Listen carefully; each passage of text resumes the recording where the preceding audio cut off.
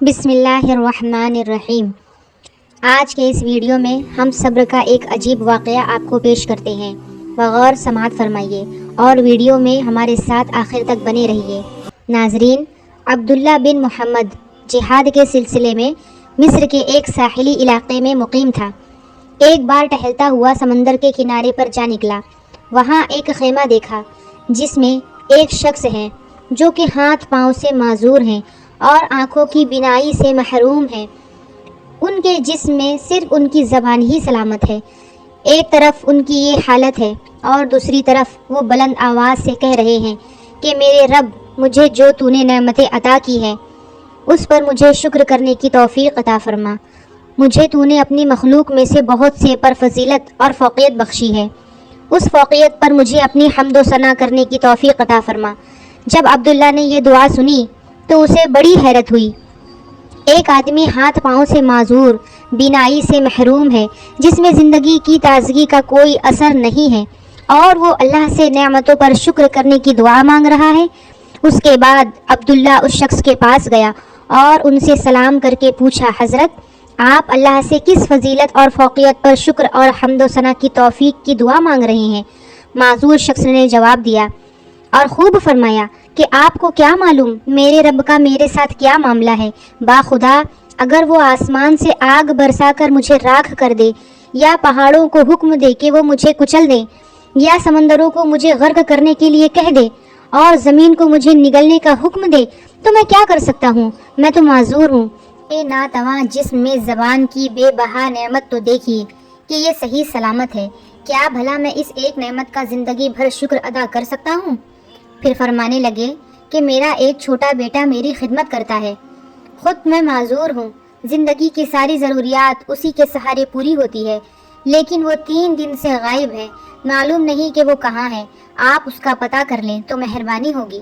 عبداللہ نے سوچا، اتنے بڑے صبر کرنے والے شکر گزار کی خدمت کرنا بہت عظیم کام ہے۔ عبداللہ بیابان میں جنگلوں میں تلاش شروع کی تو یہ دردناک منظر دیکھا۔ مٹی کی 2 تودوں کے درمیان ایک لڑکے کی لاش پڑی ہوئی ہے، جسے جگہ جگہ سے درندوں اور پرندوں نے نوچ رکھا ہے۔ یہ اسی معذور شخص کے بیٹے کی لاش تھی۔ اس بچے کی لاش بے گور و کفن دیکھ کر عبداللہ کی آنکھوں میں آنسو بھر آئے اور یہ فکر لاحق ہوئی کہ اس کے معذور والد کو اس بچے کی المناک حادثے کی خبر کیسے دوں۔ عبداللہ ان کے پاس گئے اور لمبی تمہید باندھنے کے بعد دھیرے سے اس حادثے کے بارے میں خبر دی۔ بیٹے کی وحشتناک خبر سے کون ہوگا جس کا جگر پارا پارا نہ ہو۔ وہ خبر سن کر معذور والد کی آنکھوں سے آنسو جاری ہو گئے، دل پر غموں کے بادل چھا گئے اور لگاتار آنکھوں سے آنسو کی برسات شروع ہو گئی۔ ناظرین، یہ بھی اللہ تعالیٰ کی ایک نعمت ہے کہ غم کا بوجھ آنکھوں سے آنسو بن کر نکل جاتا ہے۔ معذور شخص شکوہ شکایت کے بجائے فرمانے لگے، حمد و ثنا ہے اس ذات کے لیے کہ اس نے میرے اولاد کو نافرمان پیدا نہیں کیا اور اسے جہنم کا ایندھن بننے سے بچا لیا۔ پھر معذور شخص نے انا للہ و انا الیہ راجعون پڑھے اور ان کی روح بھی پرواز کر گئی۔ معذور شخص کے اس طرح اچانک موت پر عبداللہ کے برداشت کے سارے بندھن ٹوٹ گئے اور وہ پھوٹ پھوٹ کر رونے لگا۔ جب لوگوں نے رونے کی آواز سنی تو خیمے میں داخل ہوئے، میت کے چہرے سے کپڑا ہٹایا تو ان سے لوگ لپٹ گئے، کوئی ہاتھ چومتا تو کوئی آنکھوں کو بوسہ دیتا اور ساتھ ساتھ کہتے جاتے، ہم قربان ان آنکھوں پر جنہوں نے کبھی کسی غیر محرم کو نہیں دیکھا، ہم فدا اس جسم پر جو لوگوں کے آرام کے وقت بھی اپنے مالک کے سامنے سجدہ ریز رہتا، جس نے اپنے رب کی کبھی نافرمانی نہیں کی۔ ناظرین، عبداللہ یہ صورتحال دیکھ کر حیران ہو رہا تھا۔ ان لوگوں سے پوچھا، یہ کون شخص ہیں؟ ان کا کیا تعارف ہے؟ وہ لوگ کہنے لگے کہ کیا آپ ان کو نہیں جانتے؟ یہ رسول اللہ صلی اللہ علیہ وسلم کے سچے عاشق ہیں اور حضرت ابن عباس رضی اللہ تعالی عنہ کے شاگرد ہیں، صبر و استقامت کے پیکر اور تسلیم و رضا کے بلند مقام کے حامل ہیں۔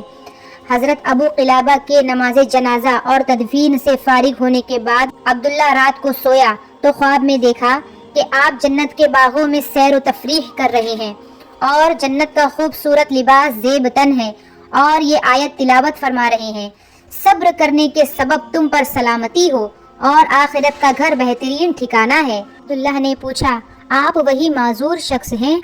فرمانے لگے جی ہاں میں وہی معذور ہوں. اللہ تعالیٰ کے یہاں چند بلند مراتب اور درجات ایسے ہیں جن تک رسائی مصیبت میں صبر، راحت میں شکر اور جلوت و حلوت میں خوف خدا کے بغیر ممکن نہیں.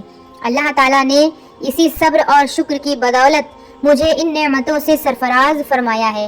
ناظرین، اللہ تعالیٰ جب ہمیں کسی مشکل یا کوئی غم میں گرفتار کرتا ہے تو وہ ہمیں آزماتا ہے کہ میرا بندہ اس مشکل پر صبر کرتا ہے یا شکوہ کرتا ہے، اور جب وہ بے شمار نعمتیں دیتا ہے تب بھی وہ آزماتا ہے کہ میرا بندہ شکر کرتا ہے یا دنیا والوں میں مجھے بھول جاتا ہے. جب بھی کوئی مشکل، پریشانی، مصیبت، غم یا کچھ بھی ہو تو یہ آیت پڑھنا چاہیے. اس آیت کے پڑھنے سے صبر کی توفیق عطا ہوتی ہے. ربنا افرغ علینا صبرا وتوفنا مسلمین. اور ہر حال میں اللہ کا شکر ادا کرنا چاہیے، کیونکہ شکر کرنے سے نعمت میں اضافہ ہوتا ہے اور آخرت میں بہت سارے انعامات سے سرفراز کیا جاتا ہے. اللہ تعالی ہمیں صبر اور شکر کرنے والا بنائے. ویڈیو پسند آئے تو لائک ضرور کریں.